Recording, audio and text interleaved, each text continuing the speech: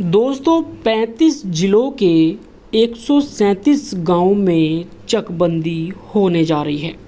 उत्तर प्रदेश में 35 जिलों के 137 गांव ऐसे हैं जो चकबंदी के घेरे में हैं, यानी उत्तर प्रदेश में चकबंदी होने जा रही है।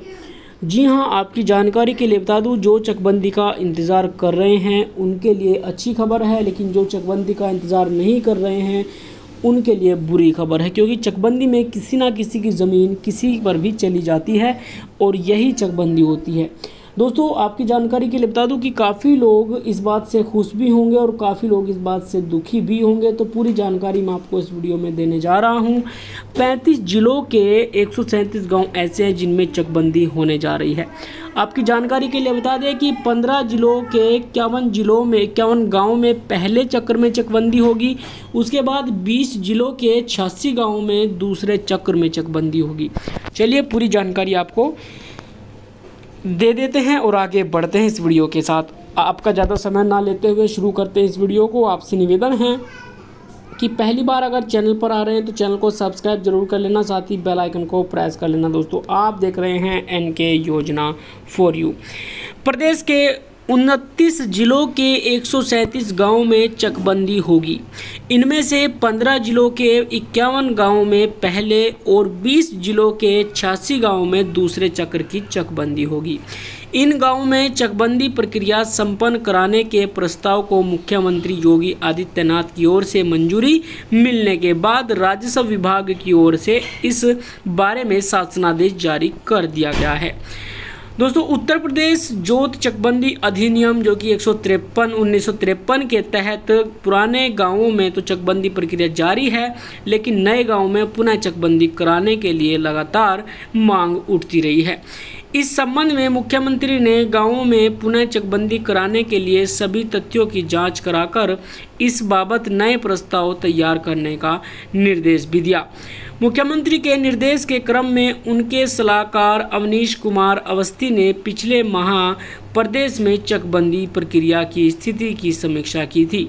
समीक्षा में गांवों में चकबंदी कराने की ज़रूरत महसूस की गई और इसी क्रम में मुख्यमंत्री की ओर से 137 गांवों में पुनः चकबंदी प्रसार के प्रस्ताव का अनुमोदन किया गया। इन गांवों में चकबंदी से किसानों के लिए चकरोड़, खलिहान, चारागाह आदि के लिए भूमि उपलब्ध होगी। गांव में स्कूल, खेल के मैदान में अन्य विकास कार्यों के लिए भी भूमि उपलब्ध हो सकेगी। चकबंदी आयुक्त की ओर से जल्द ही संबंधित जिलों के जिला अधिकारी, जिला चकबंदी बंदोबस्त अधिकारी को प्रथम व द्वितीय चरण की चकबंदी प्रक्रिया प्रारंभ करने के आदेश जारी किए जाएंगे। सूत्रों के अनुसार चकबंदी आयुक्त कार्यालय में लंबित पड़े लगभग 800 प्रस्तावों की कमियों को सुधार कर उन्हें मुख्यमंत्री की स्वीकृति के लिए भेजने की तैयारी भी चल रही है। जिला चकबंदी प्रसार में शामिल गांवों की जो संख्या है, पहली बार और दूसरी बार चलिए देख लेते हैं। बरेली में टोटल गांव है, माफ़ करें, जिन गांव में चकबंदी होनी है वो है 10 गांव, जिनमें से पहले चरण में 7 की होगी और दूसरे चरण में 3 गाँव की होगी। उसके बाद बस्ती आता है, बस्ती जिले में जो गांव हैं वो जिनमें चकबंदी होनी है 10 गांव हैं, उनमें से 1 गांव की पहले हो जाएगी और 9 गांव की दूसरे चरण में होगी। ऐसे ही बदायूं जिले में 1 गांव की पहले होगी, ठीक है, और दूसरे की नहीं होगी, दूसरे चरण में नहीं होगी। दोस्तों बलरामपुर में ऐसे गांव जिले में 1 गांव है जिसकी चकबंदी होनी है, तो 1 गांव की हो जाएगी, दूसरे की नहीं होगी क्योंकि दूसरे में कुछ नहीं है। कानपुर देहात में 10 गांव में होनी है, जिसमें 10 गांव के 10 के गाँव में पहले चक्र में ही इसमें कर दी जाएगी।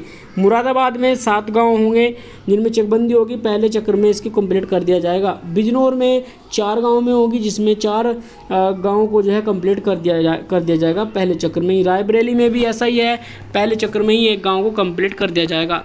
रामपुर जिले में भी 1 गाँव की चकबंदी होगी, जिसमें 1 गाँव पहले चक्र में कंप्लीट हो जाएगा। संत कबीर नगर में 2 गांव होंगे, लेकिन उनमें 2 के 2 गांवों की पहले चक्र में कंप्लीट हो जाएगी। सोनभद्र जिले की बात करें तो 10 गांव होंगे जिनमें चकबंदी होगी, उनमें से 9 गांव में पहले चक्र में होगी और दूसरे चक्र में 1 गांव की होगी। देवरिया में 3 गांव की चकबंदी होनी है, जिसमें पहले चक्र में दूसरे की और दूसरे चक्र में 1 की हो। वाराणसी में भी अब 2 जो है गाँव की चकबंदी होनी है, तो आप देख सकते हैं यहाँ पे। उसके बाद जौनपुर में होनी है, जिसमें 2 गाँव में चकबंदी होगी, एक एक करके एक चक्कर में हो जाएगा। गोंडा की बात करें तो गोंडा में 3, 2, 1 यानी 3 गाँव होंगे, जिसमें 2 गाँव की पहले हो जाएगी, 1 गाँव की बाद में। प्रयागराज में 7 गाँव हैं जिनमें चकबंदी होनी है, उसमें से 7 के 7 गाँव की दूसरे चक्र में चकबंदी प्रारंभ की जाएगी। बुलंदशहर में 5 गांव होंगे जिनमें चकबंदी शुरू होगी और चकबंदी के दूसरे चक्र में ये कर दिया जाएगा। अब मऊ की बात करें तो मऊ में 10 गांव हैं जिनमें चकबंदी होनी है और 10 के 10 गांव में सेकंड राउंड में पूरी हो जाएगी।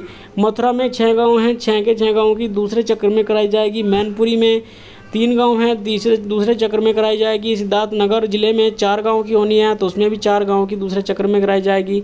अब जितने भी गांव हैं बाद में आप देख सकते हैं, प्रतापगढ़, शाहजहाँपुर सबकी बाद में होंगी, ठीक है, सुल्तानपुर और अंबेडकर नगर की भी बाद में कराई जाएगी। अमरोहा की भी दूसरे चक्र में कराई जाएगी। अलीगढ़ में भी दूसरे चक्र में कराई जाएगी। गोरखपुर में भी, गाजीपुर में भी।